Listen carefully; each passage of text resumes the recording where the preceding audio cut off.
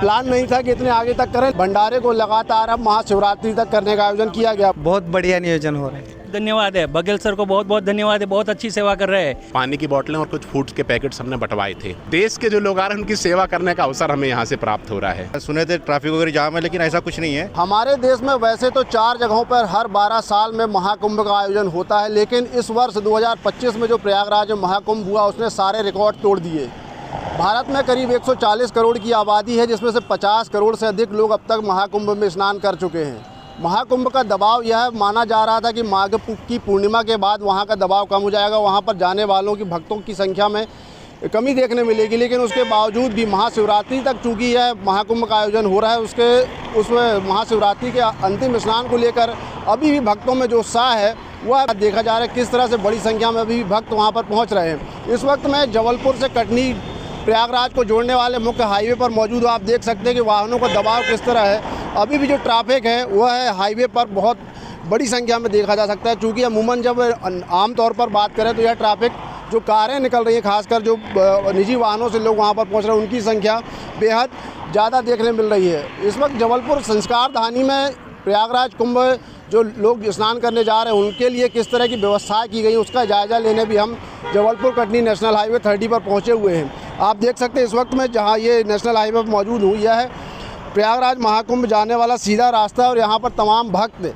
किस तरह से भंडारा पा रहे हैं और ये भंडारा किस तरह से एक सेवा जो कुंभवासी है, कुंभ स्नान करने जा रहे हैं, उस कुंभ जाने वाले यात्रियों के लिए किस तरह से व्यवस्थाएं की गई है वह आप देख सकते हैं। हालांकि बात करें तो जबलपुर संस्कार धानी किसी भी धार्मिक आयोजनों में अपने भंडारे के लिए विशेष तौर पर जाना जाता है। जबलपुर संस्कार धानी भंडारे जो कि बड़ी संख्या में होते हैं, चाहे वह कोई भी आयोजन, नवरात्रि हो, दशहरा हो, माँ नर्मदा की जयंती हो या फिर अन्य भी कोई धार्मिक आयोजन है, उसमें बड़ी संख्या में भंडारे के लिए जबलपुर शहर जाना जाता है, संस्कार धानी जानी जाती है। तो भला महाकुंभ जैसे इस बड़े आयोजन में संस्कार धानी वासी कैसे पीछे रहते, वो भी उन कुंभ वासियों की सेवा करने के लिए जो 144 साल बाद इस भव्य आयोजन का साक्षी बनने के लिए जा रहे हैं। तो आप देख सकते हैं साफ तौर पर जो दूर दराज से यह जो मार्ग है गुजरात, तमिलनाडु, महाराष्ट्र से मुख्य रूप से जोड़ता है। और मैं सहयोगी चाहूँगा आपको दिखाएंगे किस तरह से भंडारे का आयोजन बीते 15 दिन से यह आयोजन लगातार जारी है।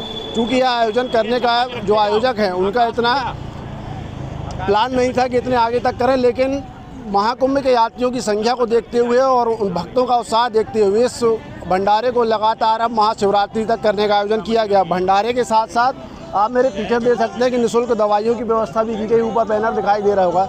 मेडिसिन के साथ साथ इस प्रांगण में भक्तों के रुकने के लिए कम से कम 100 यात्री यहाँ पर प्रतिदिन रात में रुकते हैं। उनके रुकने से लेकर तमाम सुबह स्नान और ऐसी अन्य प्रकार की तमाम व्यवस्थाएं यहाँ पर आयोजकों द्वारा की गई हैं। आप देख सकते हैं बड़ी लंबी कतार है भक्तों की।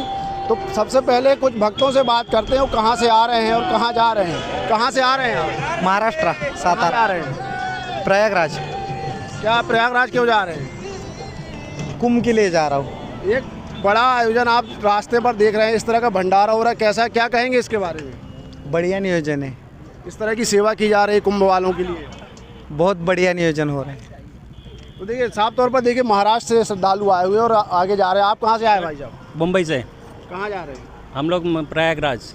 अभी तक आप इतनी लंबी यात्रा करके आए, इस तरह का आयोजन, इस तरह का जो सेवा भाव संस्कार धानी में देखने मिली, वहाँ कहीं मिला? बहुत धन्यवाद है बघेल सर को, बहुत बहुत धन्यवाद है, बहुत अच्छी सेवा कर रहे हैं। प्रयागराज जाने वालों के लिए बहुत अच्छी सेवा है। रुकने और दवाई की निःशुल्क व्यवस्था भी की गई। बहुत अच्छी व्यवस्था है बघेल सर की तरफ से, बहुत अच्छा लगा हमें। संस्कार धानी जबलपुर कहलाती है, उसके लिए क्या कहेंगे आप? बहुत अच्छा लग रहा है हमको कि ये इतना पुण्य कर रहे हैं आप हमारे लिए, बहुत अच्छी बात है, बहुत अच्छी बात है बघेल सर के लिए। बिल्कुल, देखिए साफ तौर पर जो यात्री है वह तो धन्यवाद कर ही रहे हैं। तो संस्कार धानी यह अपने आप में एक बेहद ये इस बात के लिए जाना जाता है कि सेवा भाव यहाँ के लोगों में कूट कूट कर भरी होती है। और जो आयोजक है उनसे भी बातचीत करने की कोशिश करते हैं। देखिए लगातार भंडारा राजमणि बघेल जी हैं यहाँ पर, भंडारा जो आयोजन हो रहा है, कब से यह भंडारा चल रहा है भैया और कब तक अभी आगे इसको आगे जारी रखने की आपका उद्देश्य है? हमने शुरू किया था ये 11 तारीख से। उसके पहले क्या हुआ, तो 9 तारीख को जब पूरे मध्य प्रदेश में लगभग जाम की स्थिति आ गई तो हमने यहाँ से अपने गांव से पानी की बोतलें और कुछ फूड्स के पैकेट्स हमने बंटवाए थे। मन में संतुष्टि हुई। 11 तारीख से हमने इस भंडारे को चालू किया और उस समय ये सोचा था कि केवल 1 या 2 दिन हम करेंगे, मगर बाद में ये विचार आया कि 144 साल में महाकुंभ का आयोजन हो रहा है हम संस्कारधानी के वासी हैं और मन में इतनी संतुष्टि का भाव उस समय हुआ, तो ये हम इसको लगातार अभी 12 दिन से चल रहा है और इसको महाशिवरात्रि मतलब 26 तारीख तक हम इसको चलाने का हम काम करेंगे। ये हमारे लिए बड़ा सौभाग्य का विषय है, चूँकि यहाँ से जो हमारा दक्षिण का जो क्षेत्र है, कर्नाटक है, केरल है, तेलंगाना है, आंध्र प्रदेश के लोग हैं, महाराष्ट्र के लोग हैं, तो मुझे लगता है एक ही रोड है जो पूरा दक्षिण से लेकर के प्रयागराज तक को जोड़ती है, पूरे के पूरे क्षेत्र को जोड़ती है। तो हम लोगों को सौभाग्य मिल रहा है कि लगभग पूरे देश के जो लोग आ रहे हैं उनकी सेवा करने का अवसर हमें यहाँ से प्राप्त हो रहा है। निःशुल्क भोजन के साथ साथ और किस तरह की सुविधाएं आपके द्वारा यहाँ पर यात्रियों के लिए दी जा रही हैं? साथ में हम स्वास्थ्य के लिए भी, कई लोग क्या है, शुरू में हमने 2-3 दिन देखा कि स्वास्थ्य के लिए कुछ लोग देख रहे थे, कुछ बीमार हो रहे थे, कुछ के शरीर में दर्द था, कुछ वॉमिट की समस्या थी, तो हमने यहाँ पर हेल्थ चेकअप का भी लगाया और उनको हम निःशुल्क दवाई भी दे रहे हैं। उनको रात में हम रुकने की व्यवस्था भी यहाँ करा रहे हैं, यहाँ पर भी रुकते हैं और पीछे हमने एक हॉल बनाया हुआ है जहाँ पर 100 लोग लगभग वहाँ रुकते हैं रात में। प्रसाधन के लिए भी हमने व्यवस्थाएं अलग अलग से करी हुई हैं।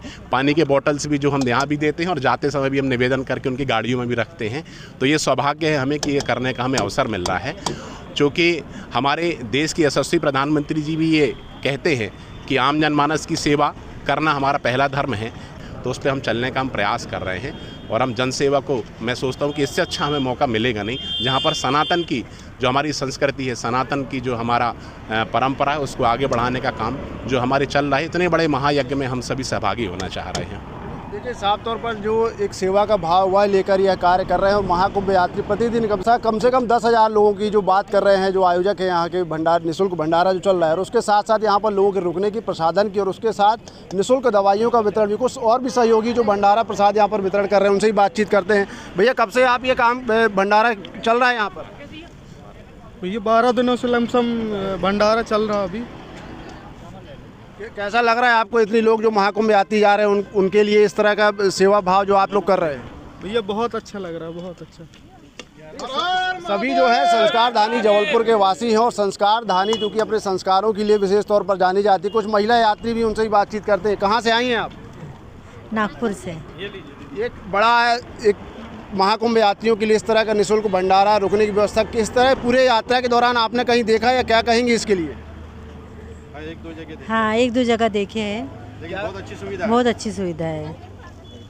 आपसे ही बातचीत करूँ, कहाँ से आ रहे भाई साहब? हम लोग भी नागपुर से, एक ही फैमिली के है। सुविधा अच्छी है रोड पर।